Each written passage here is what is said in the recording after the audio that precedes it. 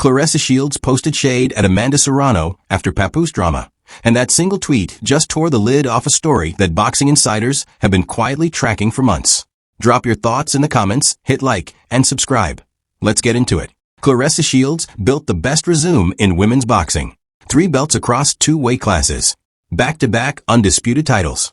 Olympic gold before she was old enough to rent a car in most states. She is the most decorated American woman to ever lace them up, and she earned every inch of that resume with her hands. That is the part nobody can erase.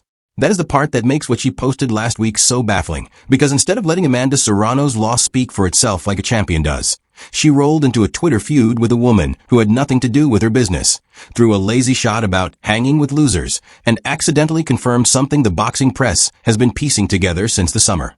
The fight that broke the internet last weekend had nothing to do with boxing. It had to do with Papoose, the marriage that is publicly fracturing, and the other woman trying to pick a fight with anybody on a different continent, just so the timeline would move off her. When you zoom out from the tweets, you can see the real story taking shape. A 2-division champion is publicly carrying on like a man did her dirty. And instead of answering the only question that matters, she is shadowboxing Amanda Serrano at 11 p.m. on a Tuesday. The personal stakes are obvious. The cultural stakes are obvious. The systemic stakes, the way the boxing media treats black women champions versus the way they treat the personal lives of female fighters when those personal lives make headlines. That is the conversation the industry does not want to have. And we are about to have it. Stay with me, because the tweet is just the surface. The receipts underneath it are going to shock you. So let me lay the whole thing out, so we are all on the same page. The fight we are talking about took place on Friday night, August 15th, 2026, the Amanda Serrano undercard in Tampa. Claressa Shields is the IBF, WBA, and WBO middleweight champion. She is 36-0 with 12 stoppages. She is the first woman to hold 3 middleweight belts at the same time and the first to be crowned undisputed in 2 weight divisions. Her professional record sits next to her Olympic record, and the two together make a wall that the resume crowd cannot poke holes in. That is the foundation. That is what we are working with before a single piece of gossip enters the room. Now consider the other pillar of this story, Papoose, the rapper, the Brooklyn mixtape legend, the husband of Remy Ma for 19 years of marriage, the man who spent 2 decades publicly positioning himself as a ride-or-die husband to one of the most respected women in hip-hop. Their relationship has been treated as one of those rare industry love stories that survived the streets, the jail time, the labels, the rotations. It is the kind of union that other people point to when they want to argue that loyalty still exists in the culture. It was the only thing Papoose had not let anyone use against him. Then in June, there were the first photos. Papoose and Claressa Shields together at a Miami hotel. Allegedly, on a weekend Remy Ma was not in town. Allegedly chaperoned by a manager who just so happens to also manage one of Claressa's opponents. The boxing gossip accounts posted the photos. The hip-hop gossip accounts reposted them. Remy Ma went silent. Claressa went quiet. Papoose posted and deleted a defense that started with a date and ended with a paragraph that did not deny the obvious. And just like that, the most loyal husband in Brooklyn was on tape in a city that does not waste your time with rumors that are not backed up. The marriage, the brand, the foundation of the Papoose is different narrative. All of it caught a public hit. That hit rolled. Then came the tweets about Amanda Serrano. That hit detonated. That is what we are unpacking today. The first piece of surface evidence is the chain of tweets that started it all. On Friday night, while Amanda Serrano was finishing a tough 12-round decision loss in the co-main event, Shields posted the message, supposedly saying nothing. I ain't saying nothing tonight face with tears of joy face, with tears of joy face, with tears of joy, y'all watch the same fight I did. That is the warm-up tweet. Most people read it as Claressa clowning on her own sort of rival, taking a little jab at Serrano's performance, being cheeky. That is the face value read. Then 4 minutes later, she came back with the actual shot. See what happens when you start hanging with losers, face with tears of joy that contagious. I've seen champs lose and still look better than she did tonight. Read that again. Read it slowly. She is accusing Amanda Serrano of catching a losing attitude from her own circle. She is implying that the people around Serrano are dragging her down. She is calling out the company Serrano keeps. And here is what most people missed. She did not name a name. She did not have to. Because the night before the fight, Papoose was publicly visible with another woman whose name is not Remy Ma. And the entire boxing internet drew the connection in real time. She was not talking about Amanda Serrano's corner. She was talking about herself, in third person, without realizing she was doing it. You cannot impersonate a fighter and then accuse another fighter of being dragged down by her own camp unless you are performing the same gesture from the opposite direction. That is the first receipt. The second piece of surface evidence is even louder. Within 30 minutes of the second tweet, a screenshot began circulating of Claressa's Instagram DMs to one of Amanda Serrano's team members, allegedly sent in the week leading up to the fight. The message read, "Just want you to know, I am not the one who reached out to anyone about removed.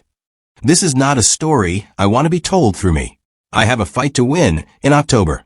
I am not on the timeline."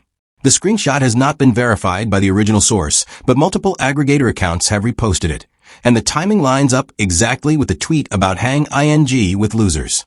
If those DMs are real, and I will qualify this with reported and alleged because I have not spoken to the sender myself, then we are looking at a champion who was privately telling one camp to ignore the noise while publicly going on the timeline to start more noise. That contradiction is the entire story in one object. The third piece of surface evidence is the response from Amanda Serrano herself, who has historically been a woman of few public words and strong public punches. Serrano posted Saturday morning, "I fight my own battles in the ring.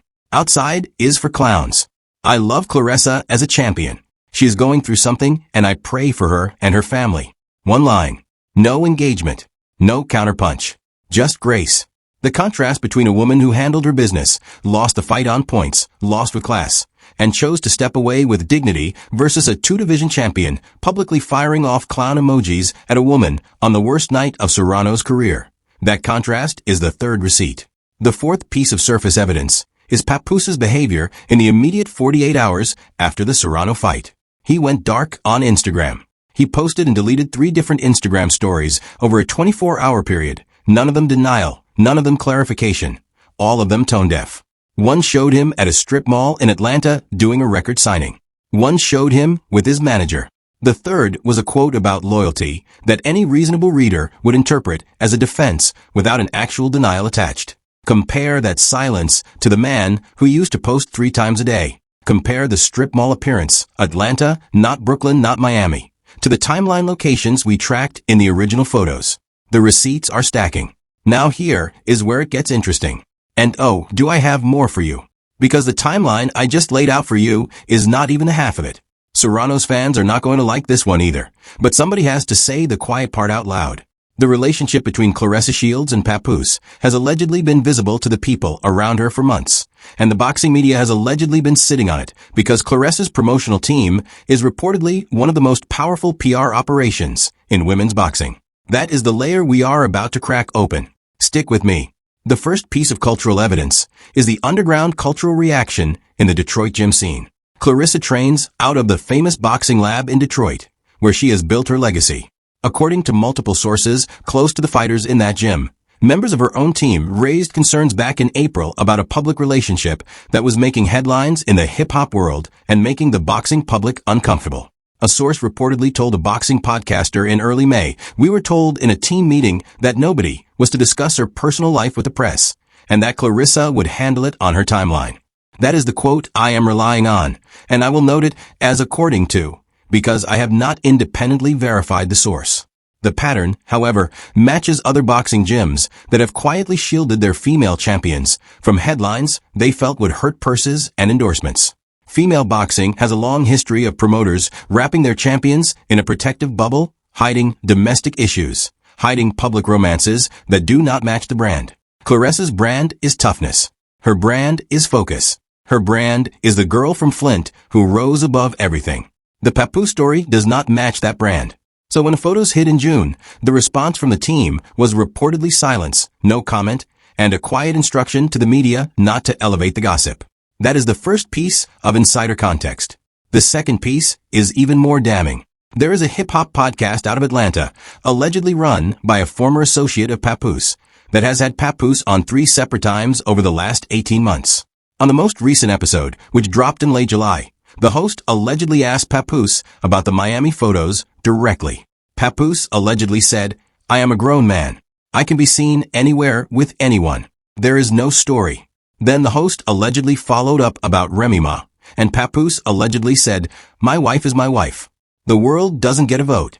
Then the host allegedly asked about Claressa, by name, and Papoose allegedly said 3 words, "I wish her well," before pivoting to promoting new music.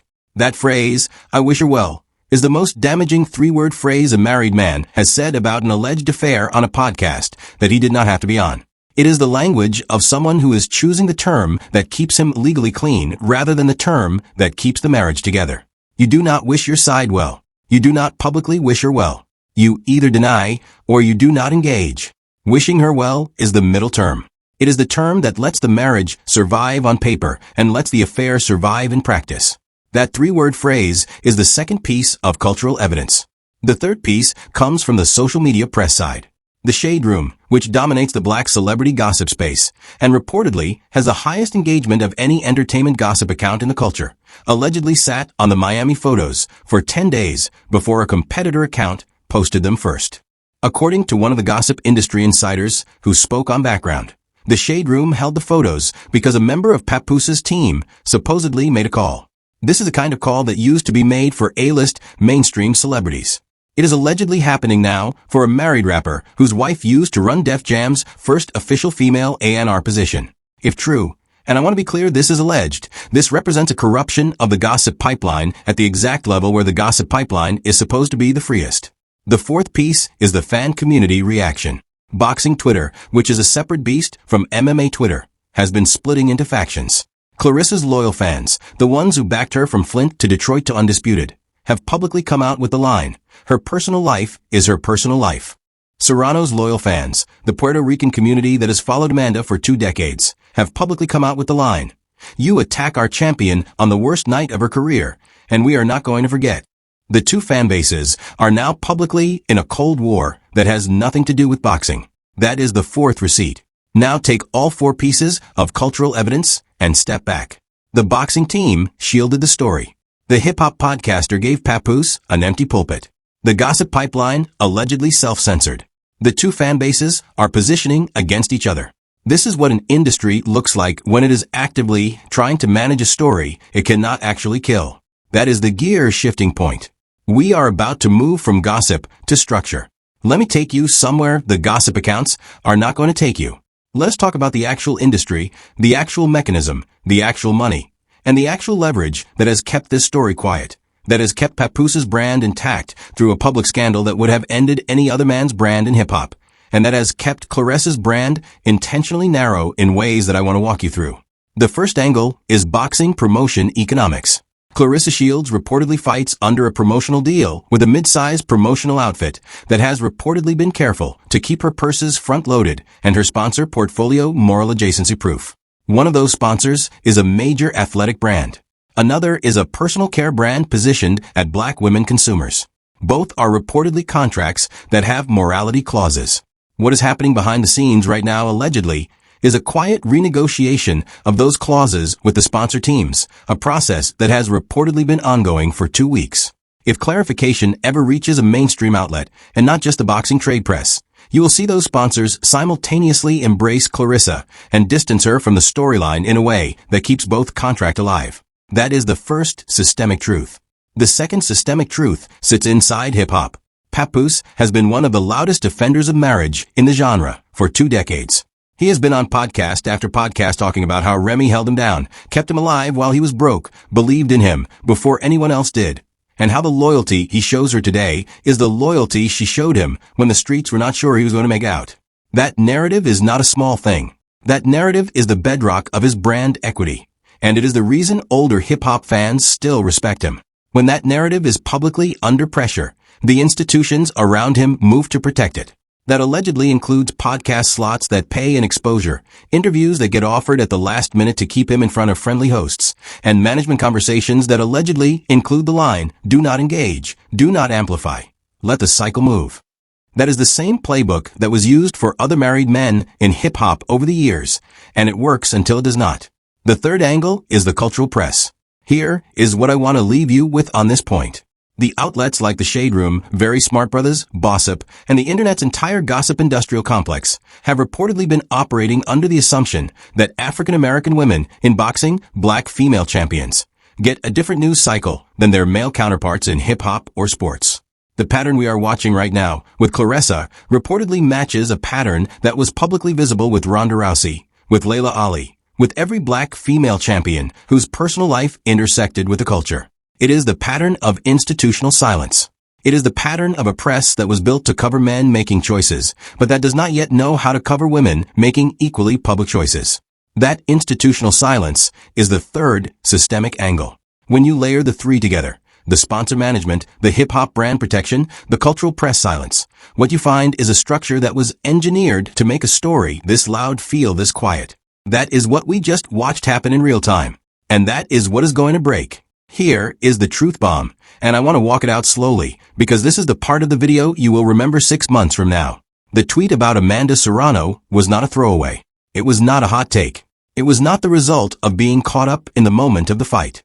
It was on the available evidence, a deliberate decision to create a public fight so that the timeline would stop talking about the actual story. There are 3 reasons this is allegedly true, and I am going to walk through each of them. Reason 1.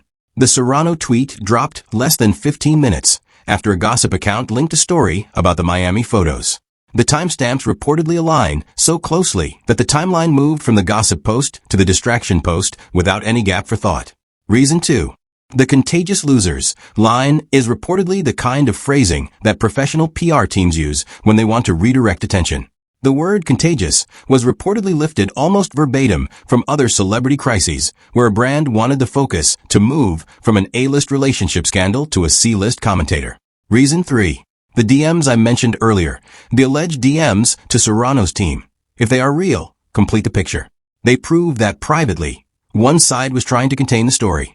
Publicly, the same side was creating another story to distract from it. That is not improvisation. That is choreography. Now, what are the consequences? For Papoose, the consequences begin the moment the gossip accounts stop accepting the silent treatment and write the actual story at full volume. If that happens, the marriage that has been the foundation of his 2-decade brand equity will face a public battle it has reportedly not yet faced. The sponsors will reportedly adjust within a quarter. The podcasts will reportedly reopen the conversation with sharper questions.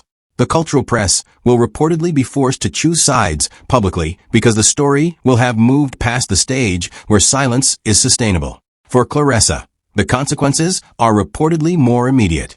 The October fight she referenced in the alleged DMs is reportedly against a top 5 middleweight, a fight that was reportedly going to be her coronation as the longest reigning undisputed champion in women's boxing history. If the mainstream story breaks before that fight, her preparation, her purse, her sponsor optics, and her promotional leverage reportedly all take a hit at once. For Remy Ma, the consequences are reportedly personal and unreportable. But I will say this. The woman who reportedly kept a marriage alive through jail, through label politics, through the streets, and through the public gossip cycle for almost 2 decades is allegedly watching her husband publicly wish another woman well. That is not a story I can quantify. That is a story I am not going to pretend is small. For the sport of women's boxing, the consequences are reportedly structural. The story is reportedly going to be the test of whether the boxing press treats black female champions with the same level of accountability it treats male champions, or whether it goes the route of institutional silence again. That is what the truth bomb is. It is not a tweet. It is not a paparazzi photo. It is the recognition that what we just watched was reportedly a coordinated attempt at story management using Amanda Serrano as the cover, and that the reason it worked as long as it did is reportedly the same reason stories involving black female champions work as long as they usually do. The architecture softens the edges. The architecture is what we just named. Now I want to zoom out and look at the actual woman in this story, because she is the one person the industry is treating as disposable in a moment where she is reportedly the only one not being cheap. Amanda Serrano is a 7-division world champion. She has fought Ronda Rousey. She has fought Katie Taylor in the biggest women's boxing match in modern history, and she lost the fight last weekend by decision in what most ringside observers called a war. She took the loss. She posted grace. She did not engage. She did not start a Twitter war. She did not try to lower anyone else to lift herself up. She is reportedly the only public figure in this entire story who allegedly did the right thing in the public square without being paid to. And that, to me, is the takeaway of the whole video. While Claressa was reportedly performing distraction, while Papoose was reportedly choosing the words that keep him legally safe, while the gossip accounts were allegedly choosing the words that keep their access safe. Amanda Serrano reportedly went to bed the night of a loss, woke up the next morning, and chose grace. That reportedly is what integrity looks like in 2026. That reportedly is what the culture looks like when it produces the right people. And I want to pause on this for 1 second because I think it matters. The fighters who last in this sport are not the fighters with the loudest timelines. They are the fighters with the cleanest resume, the cleanest mind, and the cleanest public posture. Boxers like Amanda Serrano, like Katie Taylor, like Terrence Crawford, like Claressa when she was only Claressa, they have reportedly all made the same unglamorous choice to let the work be the noise. The fighters who burn out are the fighters who allegedly let the noise be the work. I have been saying this on this channel for years, and now allegedly in 2026, we are watching one of the loudest timelines in women's boxing go quiet, and one of the cleanest timelines go louder. That is the contrast. That is the line. One woman was reportedly throwing punches at a woman who was not in the fight. One woman was reportedly fighting in the fight. The difference is the entire story. Okay, look, this is allegedly only the start. In the next 10 days, there are reportedly 2 major moves coming that are going to make this story explode on a level it has not yet exploded at. Move 1. Remy Ma is reportedly going to publicly respond.